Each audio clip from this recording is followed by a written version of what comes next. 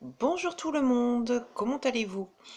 Voilà, donc j'ai fait mon premier challenge.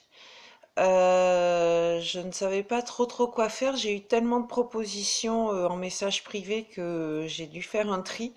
Donc le plus adapté en fait pour faire un premier challenge, je pense que c'est le challenge des questions. Je pense que ça peut être pas mal pour un premier challenge. Donc, vous m'en avez envoyé beaucoup. Donc, du coup, j'ai pris les 10 premières questions, qu'elles me plaisent pas d'ailleurs. Donc, j'ai pris les 10 premières questions, mais ça va, vous avez été soft quand même, donc ça va.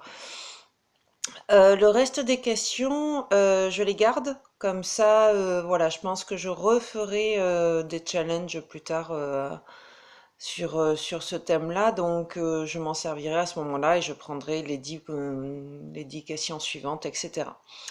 Voilà, donc ben, je vais commencer du coup. Voilà, alors, quelles sont mes valeurs, mes traits de caractère?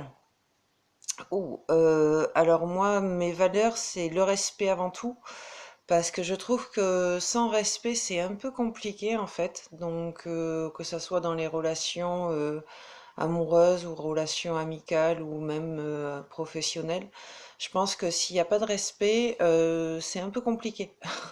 Donc, du coup, voilà, le respect avant tout.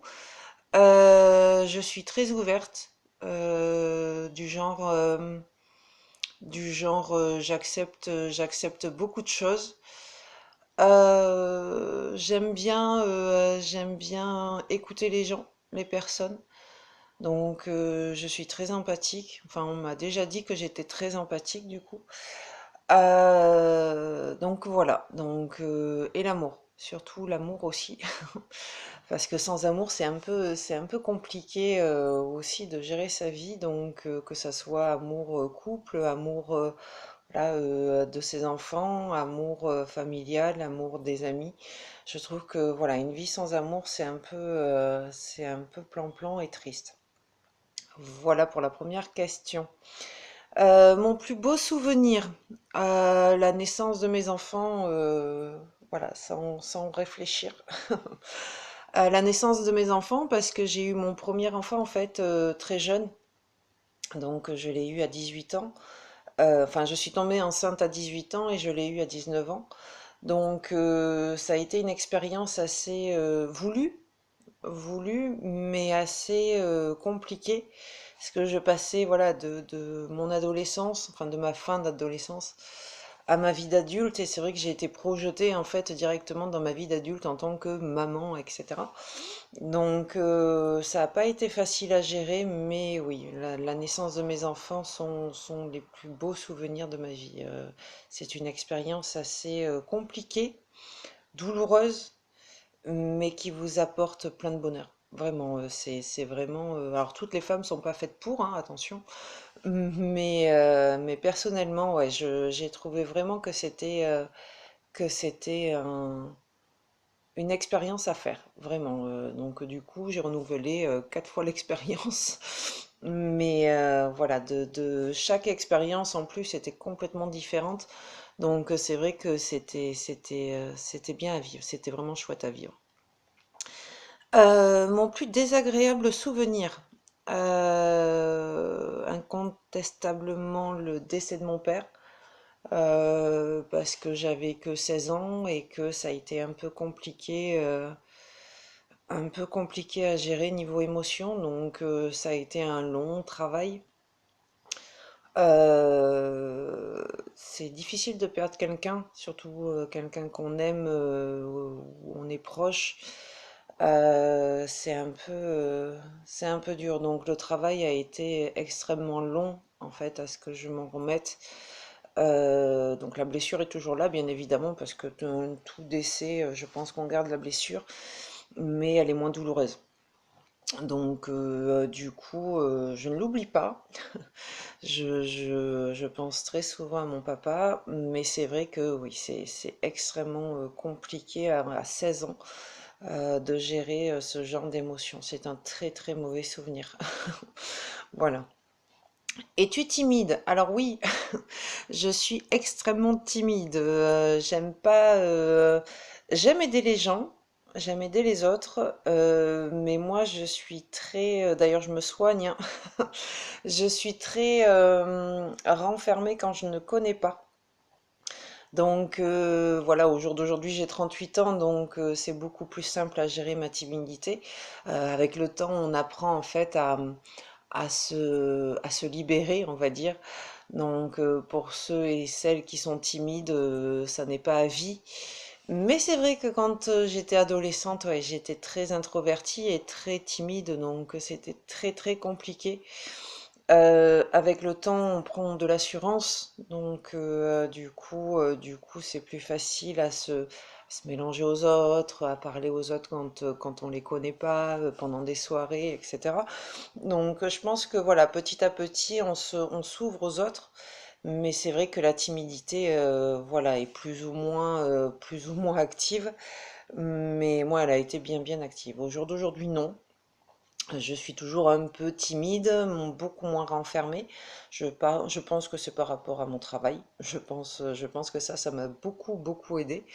Mais voilà, c'est vrai que la timidité, ça peut vous gâcher la vie et vous faire louper plein, plein, plein de choses parce que vous n'osez pas, parce que vous avez peur du regard des autres, parce que, voilà, pour X choses, en fait, vous loupez plein d'occasions, je pense. J'ai loupé plein d'occasions aussi. Donc, du coup, je pense que ouais, ça vous met des barrières, beaucoup de barrières dans vos vies en fait. Donc, ça sert pas à grand-chose. Si on y réfléchit un peu, enfin, pour moi personnellement, je trouve que ça sert pas à grand-chose parce que voilà, ça vous empêche en fait de faire des choses que vous aimez ou que vous aimeriez peut-être. Donc, du coup, ouais, je trouve ça un peu dommage de rester sur sa timidité, ouais. Voilà. Donc, la suivante, as-tu des souvenirs que tu aimerais oublier? Ouh, oui. Oui, oui, oui, j'en ai pas mal. Des souvenirs que j'aimerais oublier parce que il y a des souvenirs qui font mal, il y a des souvenirs, de mauvais souvenirs, il y a des souvenirs qui sont assez, où on aurait pu les éviter, il y a des souvenirs, qui sont pas à leur place. Donc, c'est vrai que voilà, j'ai pas mal de souvenirs, ouais, que j'aimerais bien oublier, oui. C'est assez compliqué, d'où pourquoi moi-même j'ai fait une thérapie justement pour me sortir de tout ça, parce que avant d'aider les autres, en fait, il faut s'aider soi-même. Donc si on ne s'aide pas soi-même, comment aider les autres à gérer leurs soucis de tous les jours, leur vie de tous les jours? Donc c'est vrai que c'est un peu compliqué si on ne fait pas de travail sur soi, forcément. Donc du coup, j'ai fait un gros travail sur moi-même. J'ai attendu quand même 37 ans, donc bon. Mais parce que comme beaucoup de monde, j'en avais pas besoin. Donc, mais si j'en avais besoin, en fin de compte, je me suis rendu compte que si j'en avais beaucoup besoin. Donc, ça m'a fait beaucoup de bien de reprendre confiance en moi, de reprendre de l'estime de moi aussi, parce que c'est très important l'estime de soi. Donc voilà, donc oui, effectivement, j'ai toujours des souvenirs à effacer, si on peut dire ça. Mais au jour d'aujourd'hui, je vis avec et je vis pas par rapport à ça en fait. Donc c'est très important aussi de se dire que voilà, le passé c'est le passé, c'est très important, c'est ce qui vous a construit. Mais vous pouvez construire votre avenir en fait. Donc du coup, c'est beaucoup plus important de penser à l'avenir qu'à votre passé. Voilà, donc du coup, voilà. As-tu des problèmes de poids? Oh oui. Alors au jour d'aujourd'hui, j'ai perdu 10 kilos. Donc 10 kilos en moins, ça fait du bien. Mais oui, oui, j'ai toujours eu des soucis de peau. En fait, si je fais pas attention, c'est compliqué. J'ai pas un corps qui accepte la malbouffe déjà. Donc c'est très compliqué parce que tout ce qui est gras, tout ce qui est pas bien pour la santé, j'aime ça. Donc du coup maintenant c'est des repas plaisir. Voilà, parce que je m'accorde de temps en temps des repas plaisir et c'est important d'ailleurs pour tenir sur la durée.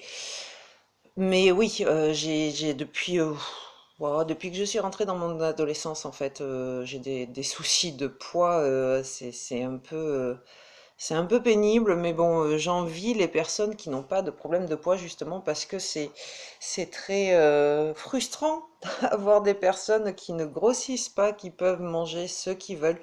Mon fils, 14 ans, ne prend pas un pet de gras, donc c'est vrai que c'est un peu...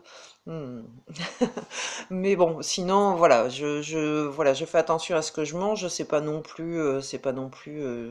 je pense que c'est une autre vie, en fait. C'est une vie beaucoup plus saine. D'une part, mon métier, je peux pas me permettre, en fait, de donner des conseils à des gens qui ont des problèmes de poids et ne pas les appliquer, en fait. Donc, du coup, je me suis mise au sport, j'ai une alimentation très, très équilibrée. Je me fais des petits plaisirs de temps en temps. Enfin, je fais en fait ce que je procure aux gens. En fait, voilà, je fais pas tout le contraire derrière le dos des gens, ce qui serait un peu illogique, je pense. Donc du coup, voilà, ça, pour moi, ça a marché. Pour plein de gens, ça a marché aussi. J'ai perdu donc 10 kilos. Il me reste encore 10 kilos à perdre. Donc voilà, gentiment mais sûrement. De toute façon, ça sert à rien de perdre trop vite parce que vous reprendrez vite. Donc du coup, aussitôt parti, aussitôt revenir, avec en plus des bonus. Donc non, ça m'intéresse pas, ou ça ne m'intéresse plus de vite perdre avec des régimes drastiques et extrêmement restreints sur plein de choses. Non, c'est pas intéressant en fait. Sur long terme, c'est pas intéressant. Voilà, donc oui, j'ai des problèmes de poids, je pense un peu comme 70% de la population, je dirais. Donc voilà. Quel défaut te déplaît le plus? Donc je pense que c'est chez les personnes, je pense. L'intolérance. L'intolérance chez les personnes. J'ai eu des commentaires en fait en disant oh, tu fais des fautes d'orthographe, mon Dieu! C'est pas une tare de faire des fautes d'orthographe, donc je pars du principe que du moment que les gens comprennent ce que je dis, je pense pas que ça soit des choses à dire, voilà, à souligner, parce que déjà ça a pas trop d'importance enfin, c'est important d'avoir un bon français, sur ce point-là, je suis tout à fait d'accord. Mais voilà, souligner, oh, mon Dieu, vous faites des fautes. Je vois pas trop l'intérêt en fait. Donc l'intolérance humaine, oui, ça m'agace. Ça m'agace beaucoup parce que personne n'est parfait. Si la personne qui m'a marqué, vous faites des fautes, est parfaite, tant mieux pour elle. Mais je pense que juste en laissant ce genre de message, déjà, elle est loin d'être parfaite. Désolée. Donc je trouve que voilà, être intolérant avec les personnes, c'est être intolérant avec soi-même déjà aussi. Donc, encore une fois, personne n'est parfait, donc c'est un peu illogique. Pour moi, c'est un peu illogique, voilà, de réagir comme ça. Maintenant, voilà, ça peut être sur un tas de choses, parce que la personne a des rondeurs, parce que la personne est trop maigre, parce que la personne ne parle pas, parce que, enfin, pour X choses, en fait. Donc, voilà, accepter les gens comme ils sont. Ça sera déjà un grand pas. Déjà, acceptez aussi vous comme vous êtes. Ça sera déjà aussi, ça fera du bien à tout le monde. Voilà.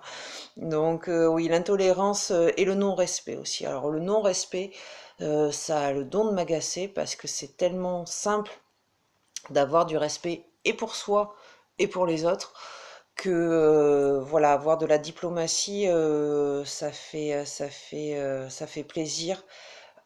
C'est pas non plus compliqué de formuler ces phrases autrement que vous faites des fautes, je reste sur ça parce que justement je l'ai vu ce matin et ça m'a un peu Bon, écoutez, si ça lui a fait plaisir de me le marquer sur mon mur en plus, pourquoi pas? Voilà, donc je remercie la personne. Mais voilà, je ne changerai pas ma façon d'écrire parce que ça ne plaît pas à certaines personnes. Si ça leur déplaît, ne les lisez pas, tout simplement. Si vous voyez des fautes, pourquoi le faire remarquer? Voilà, si ce n'est pour me donner des cours de français. Voilà, si vous voulez, si ça peut vous faire plaisir. Mais voilà, moi, ça me perturbe pas du tout. Et voilà, je pense qu'il n'y a pas que des profs de français sur Terre aussi. Donc, pourquoi insister sur ça? Voilà. Donc, insister sur les défauts des autres, c'est tellement plus simple que d'insister sur ses propres défauts. Bon, voilà. Donc, l'intolérance et le non-respect, oui, ça m'agace. Vraiment beaucoup, beaucoup, beaucoup. J'ai vu que tu étais mariée depuis combien de temps? Comment ça se passe? J'ai de gros problèmes dans mon couple, je voudrais en parler. Alors, on va pas en parler sur cette vidéo parce que c'est un peu personnel comme sujet, donc on va pas en parler sur cette vidéo. Donc moi, ça fait 2 ans et demi que je suis mariée laïquement. Je me marie civilement à la mairie l'année prochaine, si tout va bien à cause du Covid. Donc voilà, ça fait 6 ans que je suis avec mon mari. Donc ça se passe bien. Bon, on a eu forcément des hauts et des bas, mais ça se passe très très bien. Beaucoup de communication, si je peux conseiller comme ça, beaucoup de communication, c'est très important en fait de dire ce qui va pas, ce qui est bien, ce qui est pas bien. Dans un couple, en fait, on a tendance à se laisser couler quand tout va bien. Mais non, justement, c'est à ce moment-là, en fait, où il faut se remettre en question, où il faut voir ce qu'on peut apporter à l'autre, tout en s'apportant à soi. Enfin, c'est très important, en fait, de travailler, en fait, continuellement, en fait, que ça aille bien, que ça aille pas bien, c'est très important. Donc, c'est ce qu'on fait. Donc j'ai pas la solution miracle pour tous les couples, etc. Même pour le mien, j'ai pas la solution miracle. Mais voilà, la communication est très très très importante. Donc si vous voulez qu'on en discute en message privé, il n'y a pas de souci.